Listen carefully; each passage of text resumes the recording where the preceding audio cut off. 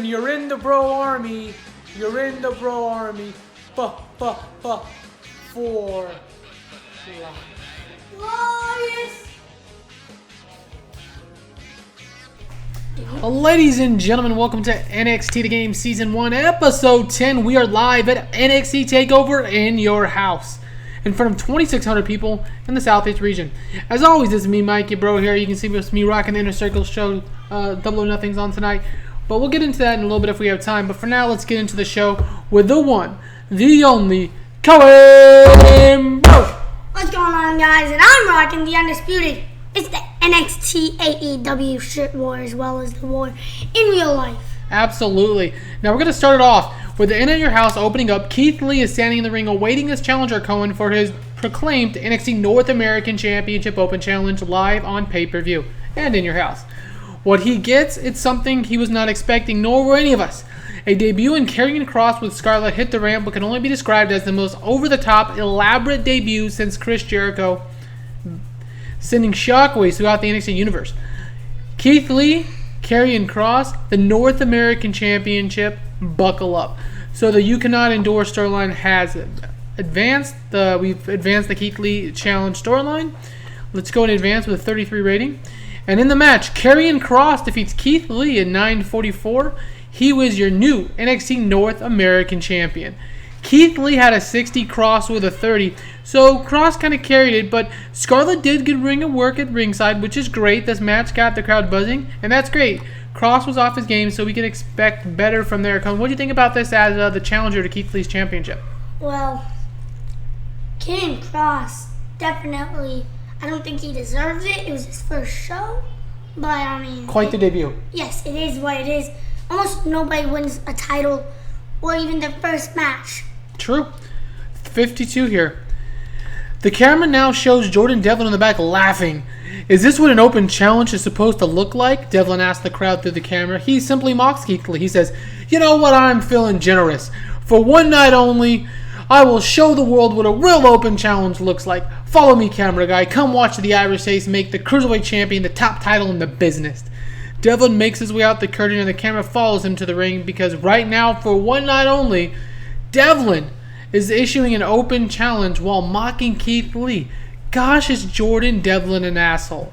37. Devlin is standing in the ring though, Cohen, as Rebel Heart blares up as the NXT Grand Slam champion Johnny Gargano, who technically now, since the NXT Cruiserweight Championship is part of the brand, wants that championship. It's the only one he's never won. Johnny Wrestling shows up on the ramp with a smile and an arrogantly cocky attitude of Jordan Devlin has just turned sour. Looks like Devlin has just bitten more off than he can chew. Jordan Devlin defends his NXT Cruiserweight Championship in an open challenge, just like Keith Lee against Johnny Wrestling, coming up next. This got the crowd hotter. 48. Now, I know you weren't expecting that one. Let's see what we get out of the match out of these two. Should be pretty good, I think. And about that, at good heat and decent wrestling, Jordan Devlin defeats Johnny Gargano in 18:25 with a flash roll-up pin. Jordan makes defense number 4 of his Cruiserweight Championship, 47 and 57 for Devlin and Gargano, respectively. Jordan Devlin with the surprise victory as an underdog champion over Johnny Wrestling tonight. And it should be noted that this is Morrow's last takeover as well. He's getting called up to the main roster. So a 58 here at In Your House. As the bell sounds, Jordan Devlin has just defeated Johnny Wrestling, and admittedly, even Devlin seems a bit surprised. Devlin grabs his NXT Championship and smirks, holding it above his head arrogantly. The cameraman falling on Gargano, who shocked himself. So Devlin gets the victory, Co. Not bad. 45-58 match. Could not have asked for more. That was a great match. Alright, let's see what's next, Cohen.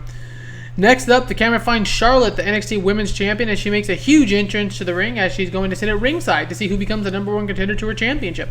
Dakota, Io, Rhea, and Tegan. Who will be the first in line to the throne? We find out next. Hartley Jackson, Ryan Katz, Serena Deeb give me nothing but problems. Let's see what we get here. 41. Pretty good match, though.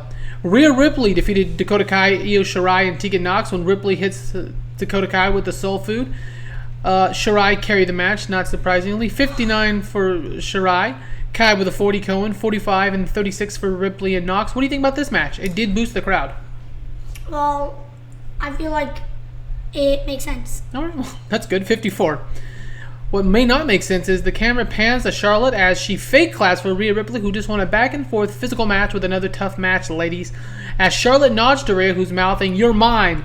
She turns and looks going into the crowd and simply sees Tessa Blanchard, the newest NXT women's wrestler and signee, one of the biggest women in the business right now, as the crowd pops as soon as she's shown on television. Charlotte immediately recognized her and is taken back, clutches her championship tightly, and walks up to the ramp. Rhea is the #1 contender, Cobra, but it looks like a new player has entered the arena. A Diamond in the Rough storyline has started. That's Tessa Blanchard's storyline. Tessa Blanchard debuted her old school heel gimmick. It has gotten an initial rating of great. Tessa's actually a face, but we forgot to change the gimmick name, so we'll change that. No big deal. 35 though. Yeah, man. Tessa Blanchard, NXT. Pretty big signing. I think that's something they're going to do in the future for them. 35 overall. All right, next up, we get a quick video package hyping the program between Tommaso Ciampa and Damien Priest. The two finally meet up, Cohen. They met the first episode. They'll meet again coming up next. 35 here. Let's see what we get out of this match. Should be a good one. In a decent match, Damien Priest defeats Ciampa at 11-13 with the South of Haven after a distraction from the debuting Raven. Raven distracted Ciampa. Priest hits the finish. So that's who he's been talking to for weeks. Raven has debuted his loner gimmick to an adequate rating. Priest has solid in-ring skills, as a 49 indicates, but he can't talk, so hopefully Raven will help. As the bell sounds, Damien Priest is declared the winner, and Tommaso Ciampa is shown looking up at the feet and the body of the face, then Raven. An arrival one would have never expected to arrive. Raven glares at Priest, who picks himself off the mat and slowly makes his way towards Raven. Raven, grunged out, just stares into the camera and puts his arms out, doing his Raven pose, and slowly walks over with Priest doing the same. Loner no more is Raven. The camera stays on the duo long before Ciampa faded out. Cohen, what do you think about Raven debuting in NXT? He is one hell of a talker. Oh, first, that's a surprise. I think their characters kind of match, so... We'll see what happens. We'll see if the Flock returns. That was his stable in WCW. That was Raven's. All right, next up in a decent match, the Grizzled Young Veterans defeat the Broserweights and the Brian Kendrick and Tyler Breeze.